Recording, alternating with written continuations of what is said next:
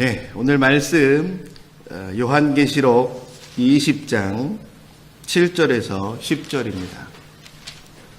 오늘 우리에게 주시는 하나님의 살아계신 말씀은요, 요한계시록 20장 7절에서 10절입니다.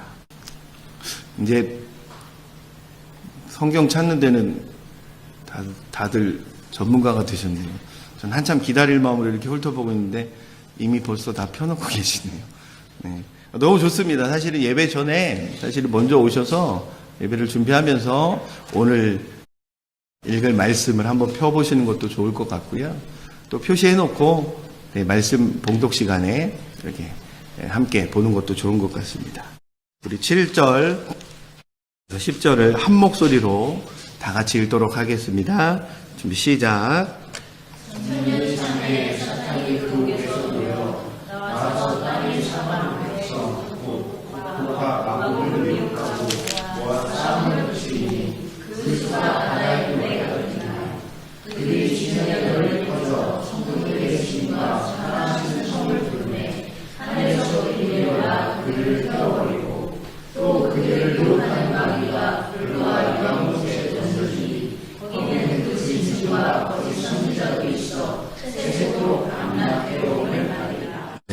우리 고경순 집사님이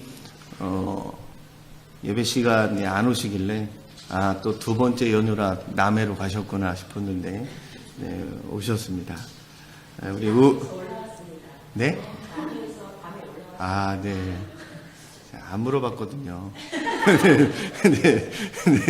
네. 그러면 우 집사님이랑 우리 김경호 성도는 아직 남해에 있다는 얘기죠. 네. 괜찮습니다. 우 집사님. 네. 괜찮습니다. 거기 계셔도 됩니다. 충분히 돌아보시고 오실 때 멍게랑 충무김밥 꼭 부탁드리겠습니다. 남해에서 올라오신 또 한 분이 계시죠. 우리 강찬모 집사님 오시면서 네. 귀한 또 음식을 또 빵을 사오셨습니다. 그래서 이따가 식사하면서 네. 우리 강찬모 집사 잘 사왔다고 말씀드리고 그러나 다음부터는 멍게로 사왔으면 좋겠다고 그렇게 이야기하시면 좋겠습니다. 시냇물 흐르는 교회 우리 김건사님 때문에 다들 멍게 좋아하셔야 됩니다. 빵 좋아하시면 안 되고 멍게 좋아하셔야 됩니다. 네, 우리 고경수 집사님 바라보시면서 네, 수고하셨습니다라고 인사하겠습니다. 준비 시작. 네. 아이고, 남해에서 밤에, 남해가 굉장히 먼 거리인데, 올라오셨네요. 네, 우리, 요즘 날로 아름다워지는 우리 반주자님. 이렇게 참, 어머니 닮아서 이렇게 옷을 참 잘 입어요. 네, 보니까 옷도 참, 두 분이, 네, 앙드레김하고 친척인지는 모르겠지만, 네, 어쨌든 참 잘 입으세요. 네, 또 인사하자고 하면 우리 반주자님 그런 거 싫어하시니까, 네, 그냥, 뒤통수에다 대고 이렇게 인사하겠습니다. 아름다우십니다. 시작. 아름다우십니다. 말씀 한 구절 더 찾아보도록 하겠습니다. 데살로니가 전서 4장 13절입니다. 데살로니가 전서 4장 13절. 성경의 신약 부분에 보면 살이라고 써 있는 데를 찾으시면 됩니다. 그러면 그게 데살로니가 전서 후서입니다. 네, 4장 13절부터 17절까지 내용을 생각하시면서 읽어보도록 하겠습니다. 오늘은 오전 예배 끝나고 오후 예배에 바로 성경 통독합니다. 요한복음 8장부터 함께 읽을 겁니다. 데살로니가 전서 4장 13절에서 17절을 다 같이 읽도록 하겠습니다. 준비 시작.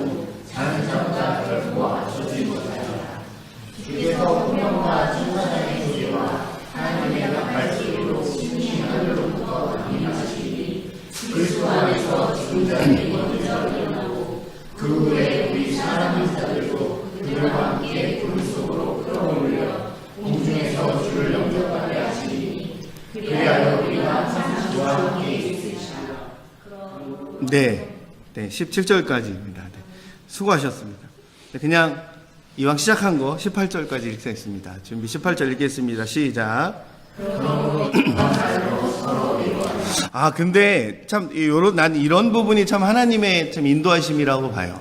사실 17절까지만 읽고 오늘 말씀과 지난주 말씀과 이렇게 복습하려고 읽었는데 18절을 전혀 생각하지 못했는데 18절을 읽으니까 굉장히 중요한 말씀입니다.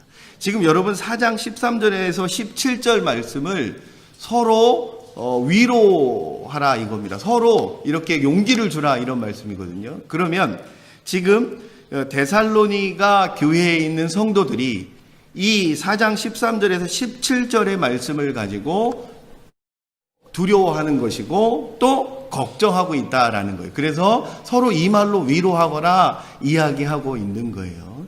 데살로니가 전서, 데살로니가 후서는 바울이 데살로니가 교회 성도들에게 쓴 편지입니다. 그래서 전서는 그 첫 번째 편지다라고 한 거예요. 그러니까 지금 바울이 데살로니가 교회에 두 통의 편지를 쓴 거예요. 첫 번째 쓴 편지가 데살로니가 전서고 두 번째 쓴 편지가 데살로니가 후서예요.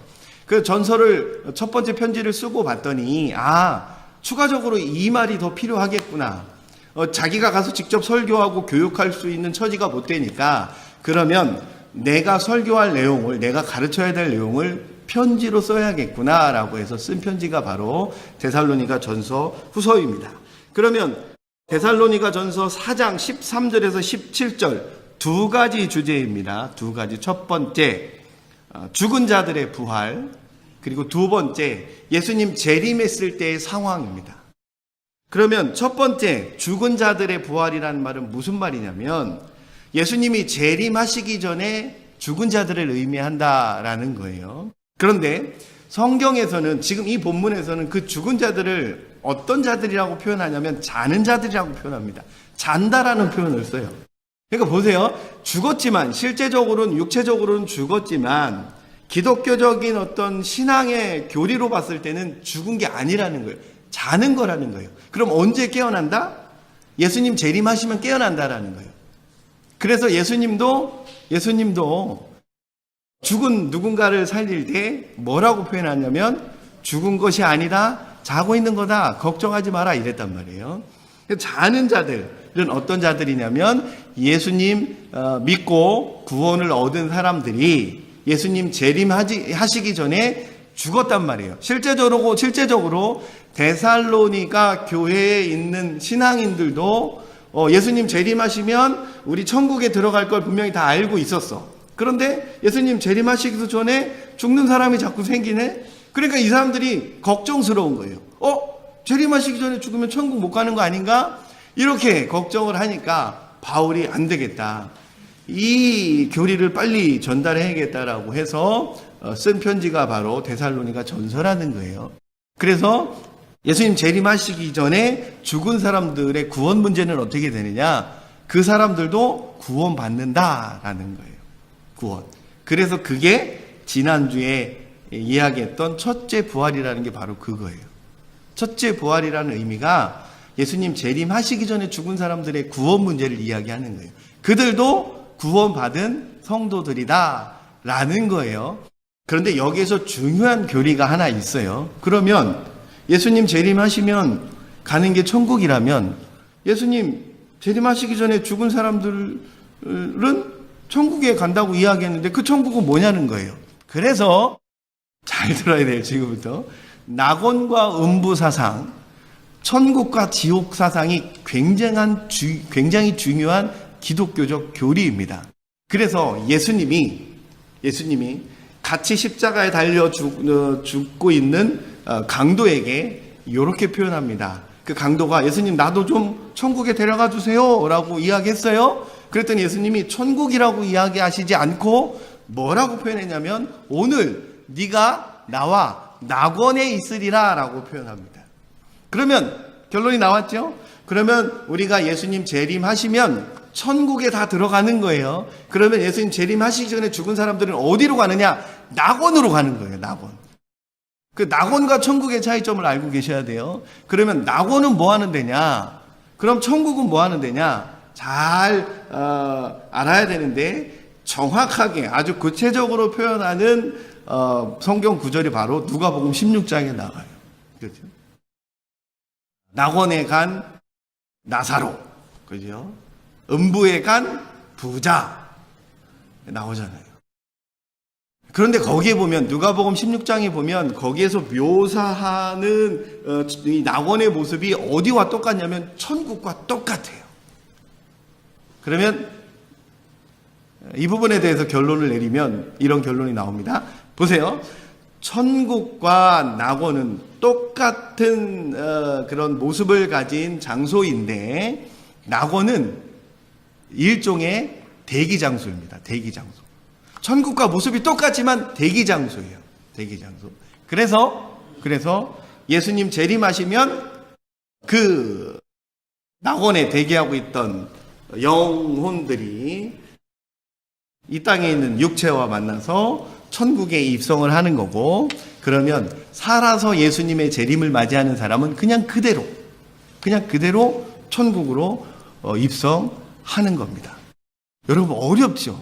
그러니까 여타의 많은 이단들이 이걸 가지고 장난질 하려면 충분히 많이 할 수 있습니다. 헷갈리거든요. 이 부분을 정확하게 정리하고 계시면 여러분 믿음이 전혀 흔들릴 수가 없습니다. 데살로니가 교회 사람들은 그게 걱정스러웠던 거예요. 예수님 재림하셔야 천국 가는 건데 그 전에 죽은 사람도 어떻게 되는 거지? 라는 거예요. 그래서 18절에 보면 정말 우리 신집사님 너무 잘 읽으셨어요.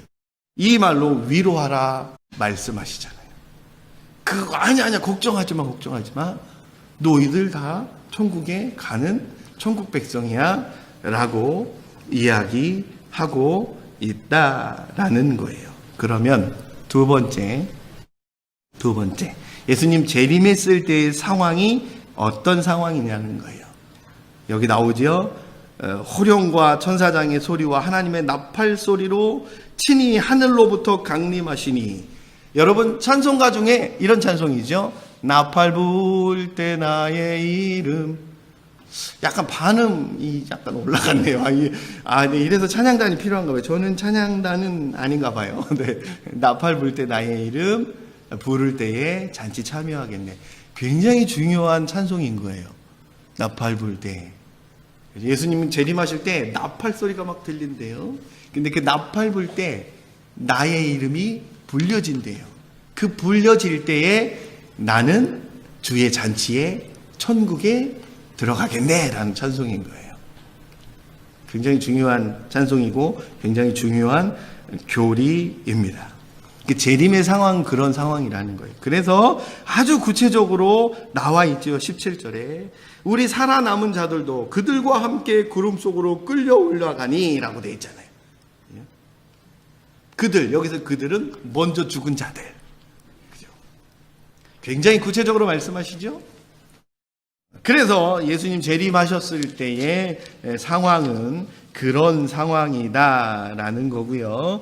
지난주에 우리가 봤던 첫째 부활과 또 한 가지 단어가 있었죠. 둘째 사망이라는 것은 뭐냐면 둘째 사망은 예수님 재림하셔서 실행하는 심판을 의미하는 거예요. 그러니까 첫째 부활, 이미 구원받은 우리들은 둘째 사망의 해를 전혀 받지 않는다라는 거예요. 그런 의미가 되는 겁니다. 중요하기도 하고, 지난주에 제가 유튜브로 쭉 들어보니까 첫째 부활과 둘째 사망에 대한 이야기를 조금 더 구체적으로 하면 좋겠다 싶은 생각이 들어서 때마침 또 데살로니가 전서에 또 연관되는 말씀도 있고 해서 다시 한번 복습 차원에서 말씀 드렸습니다. 여러분 오늘 20장 7절과 8절에는 전쟁 이야기가 나옵니다. 그런데 지난 우리 19장을 우리가 공부할 때 19장 19절에서 21절도 전쟁 이야기가 나옵니다. 이 두 전쟁 이야기는 같은 전쟁 이야기를 하고 있는 겁니다. 다른 전쟁을 이야기하는 게 아니에요. 전쟁을 두 번 했다는 이야기가 아닙니다.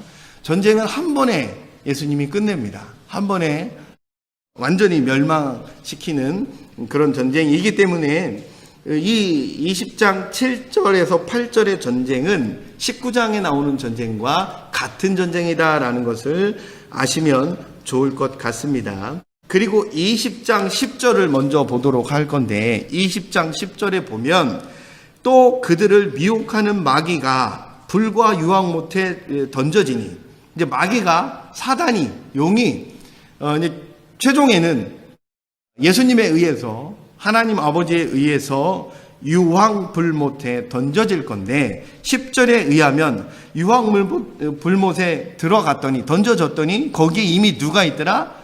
이미 짐승과 거짓 선지자도 있다. 그런데 우리가 여기서 조심해서 해석해야 될 부분이 뭐냐면, 이것을 이미 가봤더니 거기에 짐승과 거짓 선지자도 있다고 표현하는 걸로 봐서는 이거는 시간 순서로 해석해야 되는 거구나 라고 생각할 수 있어요. 근데 이거는 시간 순서로 해석하면 안 되는 거예요. 시간 순서로 해석하면 안 되는 거고, 그게 왜 안 되는 거냐면 이 심판의 부분을 이야기하고 있는 16장 14절에서 20절의 심판 이야기랑 같은 내용인데 16장 14절에서 20절에 보면 순서가 바뀌어 있어요.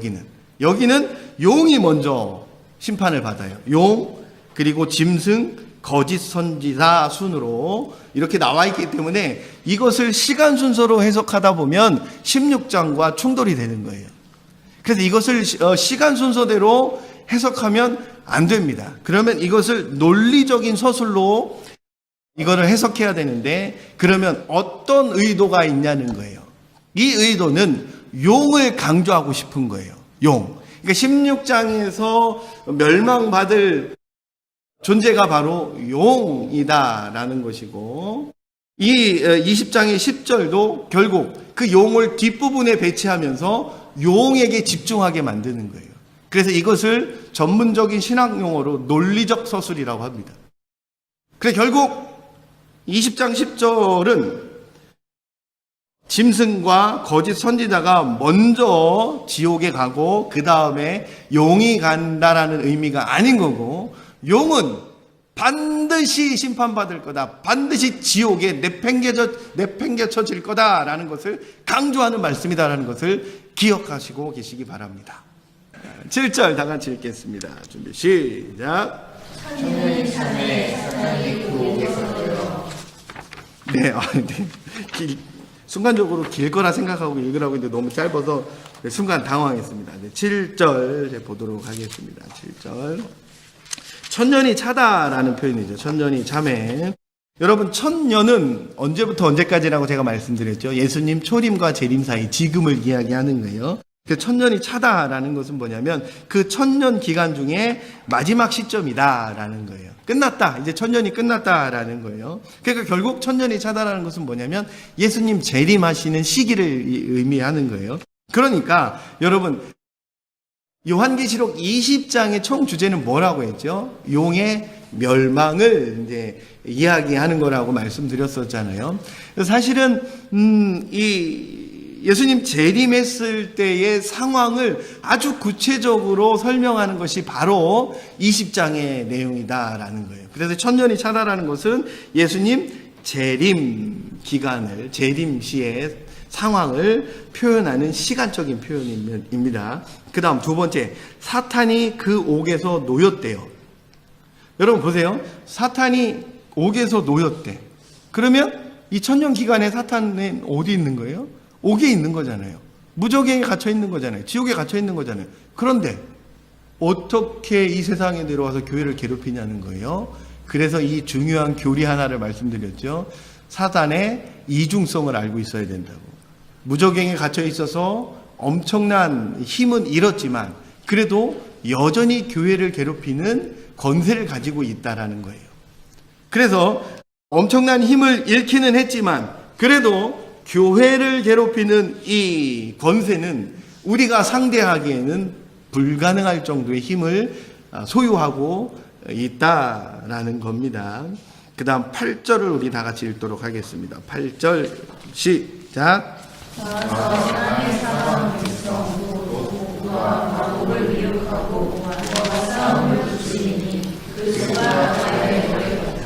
네, 그러니까 이 사탄이 나와서 곡과 마곡을 미혹하고 싸움을 붙인대요. 그리고 그 수가 바다의 모래 같다라고 이야기합니다. 바다의 모래, 굉장히 셀 수 없는 큰 물이다라는 거잖아요. 그러면 여기까지 봤을 때 곡과 마곡은 우리 편인 거잖아요. 여기 이제 뉘앙스로 봤을 때, 이 문장의 뉘앙스로 봤을 때 곡과 마곡을 미혹하고 싸움을 붙인대요. 그럼 이 곡과 마곡은 우리 편인 건 확실해요. 교회일 확률이 많은 거잖아요. 그러면 곡과 마곡 도대체 이 뜻이 뭐냐는 거예요. 여러분, 곡과 마곡이라는 이 단어는 구약 성경에 에스겔 38장에서 39장에 나옵니다. 에스겔 38장 39장에서 이 곡과 마곡은 새 예루살렘의 견고성을 강조하는 용법으로, 그리고 그 단어로 활용이 됩니다. 그러면 사도 요한이 환상을 보면서 기록한 것이 요한계시록이라고 이야기했잖아요. 곡과 마곡에 대한 환상을 보면서 이것은 예수님께서 에스겔에 있는 말씀을 가지고 강조해서 우리에게 무언가를 전달하시는 말씀이구나 라고 생각을 해서 구약에 있는 말씀을 끌어다가 여기에다 적용해서 기록한 거예요. 그러면 곡과 마곡이라는 말을 이때 당시에 성도가 들었을 때 대다수의 성도들은 교회의 견고성을 상징하는 단어구나라고 이해했을 거예요.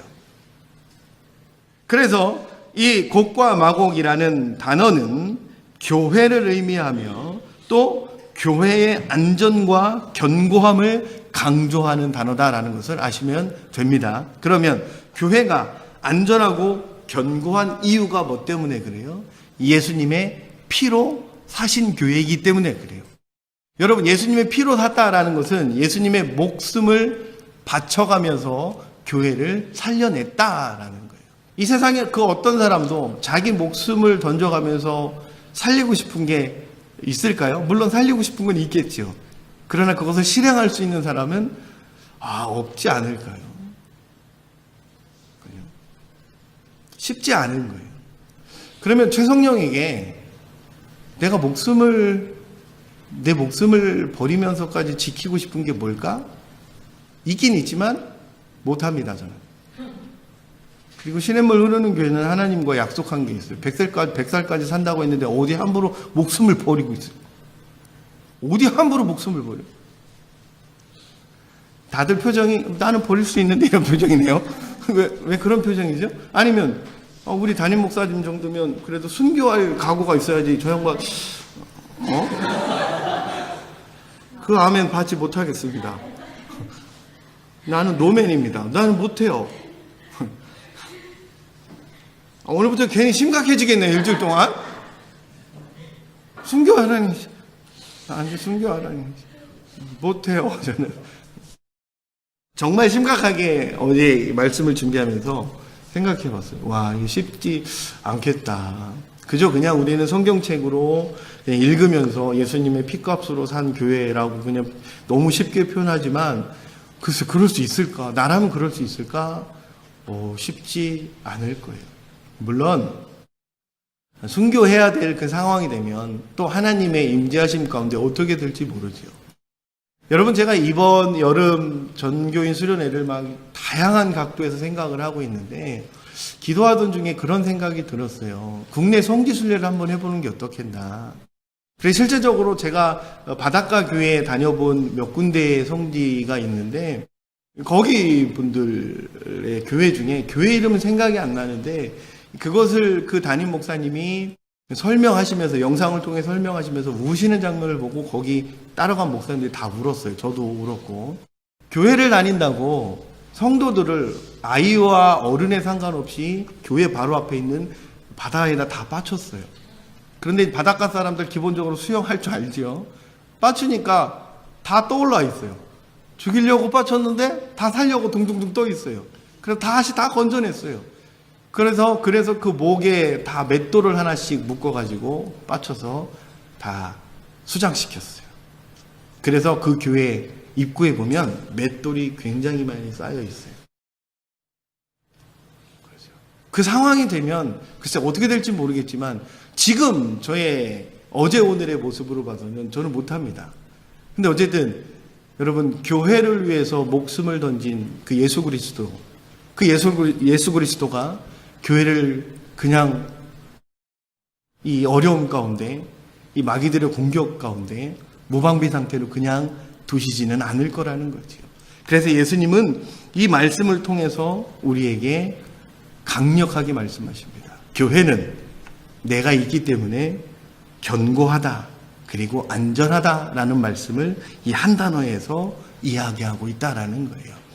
여러분, 이 말씀이 늘 마음속에 기억나고 이 말씀이 마음속에 늘 새겨지기를 간절히 소망합니다.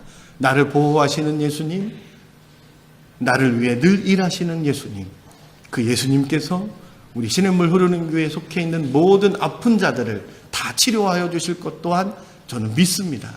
그렇게 되기를 또 늘 소망하며 기도할 것입니다. 기억하시기를 다시 한번 간곡히 부탁드리겠습니다. 여러분, 곡과 마곡을 미혹하고 라는 표현이 있죠. 이제 알았죠. 곡과 마곡은 무엇을 표현하는 거다? 교회를 표현하는 거다라는 것을 확실히 알았고, 그러면 교회를 미혹한다 라고 기록되어 있는 이 말씀의 문법이 중요합니다. 미래 중간태입니다. 여러분, 이 중간태라는 말, 수동태랑 같은 의미다 보시면 됩니다. 그러면 이 교회를 미혹하는 것은 누구의 허락하에서 이루어진 거다? 하나님의 허락하에서 이루어진 거다라는 거예요. 여러분, 그러면 교회를 핍박하는 이 마귀들의 사역을 하나님이 왜 허락했을까요? 그럴 수밖에 없는 시대적인 상황이 있는 거예요. 이 천년이라는 시간, 이 마지막 때, 초림과 재림 사이에는 그것을 허락할 수밖에 없는 어쩔 수 없는 상황인 거고, 그래서 허락을 한 거고요. 그리고 두 번째, 예수님이 이렇게 허락한 두 번째 이유, 이건 저의 해석입니다. 욥기와 연관지어서 제가 해석을 했는데, 여러분, 이 교회를 미혹하도록 허락하신 이유는 성도들에 대한 믿음 때문이에요. 어쩔 수 없는 시대적인 상황도 있지만 성도들에 대한 믿음 때문에 하나님은 이 미혹, 이 속임수를 또 교회에 대한 공격을 허락하셨다라는 거예요. 그럼 여러분, 지금 예배를 드리고 있는 또 시냇물 흐르는 교회에 소속되어 있는 모든 여러분은 지금 예수님께서 여러분을 신뢰하고 있다라는 증거다라는 거예요. 여러분을 믿고 있답니다. 그래서 마귀의 공격을 허락하셨답니다. 욥기에 보면 이런 표현이 있습니다. 하나님과 마귀와의 싸우는 장면, 말싸움하는 장면이 나옵니다. 마귀가 하나님께 이렇게 덤빕니다. 하나님이 그토록 좋아하는 저 욥, 제가 저 욥을 쓰러뜨려 볼까요? 그랬더니 하나님이, 아니, 너는 못 쓰러뜨릴걸? 욥은 절대 쓰러질 사람이 아니야. 나는 욥을 믿고 있어. 라고 대화하는 장면이 욥기에 나옵니다. 이것도 마찬가지라 저는 생각합니다. 마귀와 예수님과 대화를 하고 있죠. 교회 성도들, 그렇죠? 저는 쓰러뜨릴 수 있습니다. 징검다리 연유 몇 개만 주면 됩니다. 그럼 쓰러질 수 있습니다. 그런데 하나님이 이렇게 얘기합니다. 징검다리 갖고 되겠어? 징검다리 갖고는 우리 성도들을 쓰러뜨릴 수 없지. 한번 해봐라. 이런 것을 상상하면 좋을 것 같습니다. 여러분, 누군가 여러분을 믿고 있다는 사실만으로도 굉장히 감사한 일인데 예수 그리스도가 여러분을 믿고 있답니다. 예수님의 이 믿음 실망시키지 않도록 우리 또한 최선을 다하기를 소망합니다. 최선을 다해서 예배에 참여하시고 최선을 다해서 하나님을 섬기는 저와 여러분이 되시기를 간절히 부탁드리겠습니다. 9절 다 같이 읽겠습니다. 9절 다 같이 읽겠습니다. 준비 시작.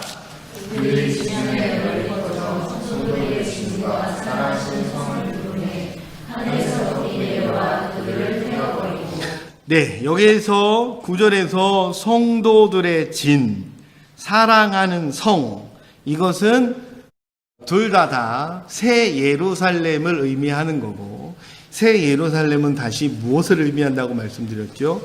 교회를 의미한다고 말씀드렸죠. 그렇게 알고 계시면 될 것 같고요. 하늘에서 불이 내려와 그들을 태워버리고, 여기에서 그들은 마귀들을 이야기하는 거지요. 그러니까 마지막 때가 되면 이 교회 주변으로 마귀들이 최종 공격으로 해서 모여들 건데, 하나님 또한 교회 주변에 있는 마귀들을 공격할 거다라는 표현이 되는 겁니다. 그래서 그 교회 주변으로 몰려든 마귀들에게 하나님이 어떤 공격을 하냐면, 하늘에서 불이 내려와 그들을 태워버린다라는 말씀이 나오죠. 여기에서 하늘에서의 불은 파괴적인 힘을 의미합니다. 여기에서의 불은 굉장히 파괴적인 힘, 엄청난 힘을 이야기합니다. 심판의 필연성을 상징하는 단어가 불이라는 단어이고요. 그 다음, 그들을 태워버리겠다. 여기서 태워버린다라는 원어의 뜻은 먹어치우다라는 의미가 있어요. 그러니까 계속해서 반복적으로 지금 17장부터 이어서 계속해서 말씀하시는 것 중에 하나가, 마귀들을 멸망시킬 때 어떻게 멸망시키겠다? 어설프게 멸망시키지 않겠다라는 거예요. 내팽개 쳐버릴 거다. 그리고 먹어치워 버릴 거다. 그리고 강력한 파괴적인 힘으로 멸망시킬 거다라는 것을 의미하는 거고요. 특별히 이 문장, 불과 태워버린다라는 이 단어에서 우리가 무엇을 예상할 수 있냐면, 하나님의 심판은 굉장히 극심할 거다라는 것을 표현하는 문장인 거고, 이 문장 안에서 우리가 알 수 있는 것은 그만큼 예수님께서 교회를 너무 많이 사랑하고 계시다라는 것을 알 수 있는 거예요. 그럴 수밖에 없죠. 그럴 수밖에 없죠. 자기 목숨을 바쳐서 세운 교회인데요. 10절 다 같이 읽겠습니다. 준비 시작. 또 그를 미혹하는 마귀가 불과 영생 것이니 거기에 그 짐승과 거짓 선지자가 있어 세세토록 만약 괴로움을 받으리라. 여러분, 여기에 보면 마귀라는 단어 보이시죠? 마귀, 신학적인 그리고 또 성경적인 의미를 지금부터 설명할 겁니다. 여러분, 마귀라는 단어는 헬라어의 디아볼로스라는 원어가 있는데, 비방하는 자, 비방 전문가다라고 제가 말씀드렸었죠. 그래서 마귀라는 단어는 신약의 단어다라고 보시면 되고, 그러면 사탄은 구약의 의미입니다. 여러분, 실제적으로요, 마귀를 히브리어, 구약의 언어인 히브리어로 표현을 하면 정확하게 사탄이라는 단어 발음이 됩니다. 히브리어 원어의 마귀라는 단어를 읽어보면, 발음으로 그냥 그대로 읽어보면 사탄이라는 이런 표현이 표현이 되는 거고, 그리고 그 사탄은 악의 기원자라는 의미가 있습니다. 그러면 마귀나 사탄은 그리고 같은 의미가 되는 거죠. 그래서 마귀의 구약적인 표현이 사탄인 거고, 그 사탄의 원어의 뜻은 바로 악의 기원자다라는 거예요. 그러면 마귀는 언제부터 존재했다고요? 계속해서 강조하고 있죠. 구약 때부터 존재했다라는 거예요. 더 앞선 시대로 올라가다 보면 언제부터요? 창조 때부터 존재했다라는 거예요. 그러면 창조 때부터 지금까지 여전히 하나님과 예수님과 교회를 미혹하여 공격하고 있다라는 거예요. 그러면 이 지속적인 마귀의 공격을 이길 수 있는 방법을 제가 곰곰이 생각해 봤어요. 어떻게 하면 이길 수 있을까? 의외로 간단하더라고요. 너무 통쾌했어요. 제가 어제 마당에 스프링클러를 돌리면서 이제 저 스프링클러 마당에 물을 많이 먹었으니까 정리해야지. 하고 생각하면서 불현듯 든 생각이에요. 스프링클러하고는 전혀 상관없는 생각이에요. 그런데 그거 스프링클러 물 시원하게 이렇게 물이 이렇게 나가는 것을 보면서 그냥 생각이 든 거예요. 아, 마귀를 이길 수 있는 방법, 의외로 간단하구나 라는 생각을 했어요. 그러면 이길 수 있는 방법 한 가지, 교회를 안 떠나면 됩니다. 간단하죠. 안 떠나면 돼요. 간단해요. 무슨 일이 있어도 교회를 안 떠나면 돼요. 그런데 역으로 교회를 떠나게 계속 공격을 해요. 성도가 밉게 만들고, 그리고 뭔가 이게 서로 간에 어떤 신뢰가 깨지는 것 같고, 어쨌든 할 수만 있으면 어떻게 하든 교회를 떠나게 만드는 그 공격을 지금도 끊임없이 하는 것이 마귀의 공격으로 봐서는, 마귀의 공격으로부터 우리 방어할 수 있는 또 우리의 방법은 안 떠나면 된다라는 거예요. 어쨌든 기억하시고 늘 그 자리에 계시기를 소망합니다. 여러분, 그 다음 단어 보면 세세토록 밤과 괴로움을 받으리라 라는 표현 있죠. 여러분, 여기에서의 세세토록, 여기에서의 세세토록은 어떤 의미가 있냐면 시간을 넘어선 무한한 상태를 의미하는 단어입니다. 여러분, 예수님 재림하시면 이제 마귀들을 영원히 빠져나올 수 없는, 그리고 영원히 그곳에서 지내야만 되는 그 요한과 불못에 던져지는데, 이것은 무한한 상태랍니다. 절대 빠져나올 수 없는, 이제 다시는 기회가 없는 그런 상태가 바로 세세토록이라는 단어의 뜻인 거고요. 여기에서의 특징, 이 지옥에서의 특징 한 가지는 뭐냐면 밤낮 괴로움을 받을 것이래요. 근데 이 밤낮 괴로움을 받는 이 고통이 무한대래요. 무한대, 무한정. 여러분, 그래서요, 예수님이 빨리 재림하고 싶은데도 재림을 늦출 수밖에 없는 이유가, 여러분, 한 사람이라도 더 구원하고 싶은 거예요. 이 세상에 있는 사람, 그 한 사람이라도 하나님 구원하고 싶은 예수님의 그 마음 때문에 여러분, 재림을 늦출 수밖에 없는 거예요. 여러분, 2000년 전부터 예수님은 똑같은 말씀하시잖아요. 나는 금방 갈 거야. 금방 갈 거야. 그렇게 2000년 전에 성도들도 그렇게 인지하고 있었잖아요. 그래서 그 사람들 만나면 마라나타 마라나타 인사했다고 했잖아요. 주 예수여, 어서 오시옵소서, 빨리 오시옵소서, 금방 올 것 같아서 그런 인사를 주고받았는데 벌써 2000년이나 지났어요. 이 엄청난 지옥의 고통, 단 한 명이라도 더 천국에 데려가고 싶은 그 마음 때문에 예수님은 2000년을 기다리고 있다라는 거예요. 여러분, 내 주변에, 내 친척이나 주변의 사람들 중에 빨리 구원해야 될 사람들이 누구가 있을까요?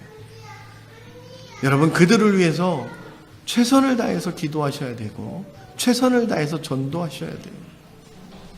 여기는 한번 빠지면 빠져나올 수 없는, 그리고 밤낮 고통을 받아야만 되는 그런 곳이래요. 불과 유황, 그 엄청난 뜨거움, 그 엄청난 고통을 예수님은 그곳에서 건져내고 싶으신 거예요. 기억하시기를 소망합니다. 이 말씀이 여러분 마음밭에 새겨지기를 소망합니다. 여러분, 지금 흘러나오는 찬양, 임재라는 찬양입니다. 하나님, 우리가 예배하는 그곳에 찾아와 주시옵소서. 우리가 기도하는 그곳에 찾아와 주시옵소서.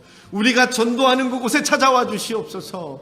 우리가 하나님 앞에 늘 예배하는 가운데 찾아와 주시옵소서라고 기도하는 내용인 거고, 나는 그곳에 찾아갈 거다라고 약속하는 그 내용의 가사가 이 찬양의 가사입니다.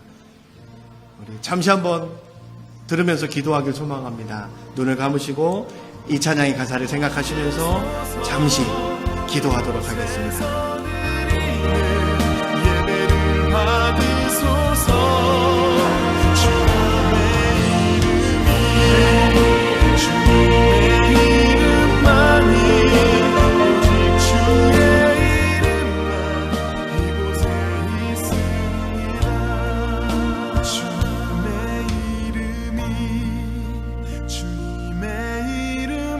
없나니 오직 주의 이름만 이곳에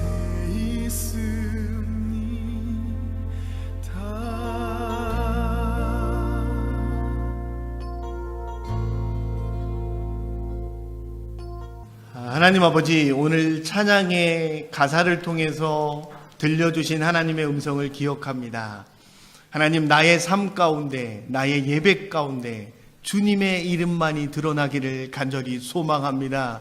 내 삶의 목표요, 우리 예배의 목표요, 우리 찬양의 목표가 하나님 아버지가 되심을 기억하게 하여 주시옵소서. 하나님, 아픈 순간마다, 쓰러지고 싶은 순간마다, 포기하고 싶은 그 순간마다 오늘 들려주신 하나님의 이 말씀이 기억나게 하시고, 이 말씀 때문에 다시 시작하는 그런 놀라운 은혜가 있기를 간절히 소망합니다.